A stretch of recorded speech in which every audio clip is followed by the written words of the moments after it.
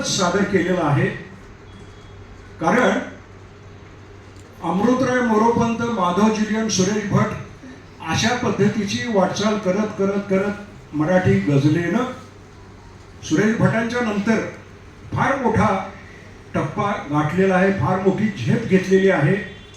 आणि ही गझल केवळ गझलकारांपुरती मर्यादित राहिलेली नाही, तर ती गझल रसिकांच्या हृदयात सुद्धा जाऊन पोचलेली आहे.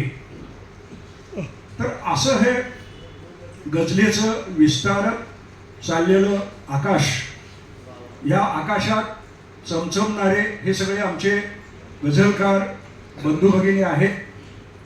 प्रामुख्याने तुमच्या लक्षात आलं असेल की मसापच्या सोलापूर शाखेनं सोलापूर जिल्ह्यातल्याच गझलकारांना इथं निमंत्रित केलेलं आहे.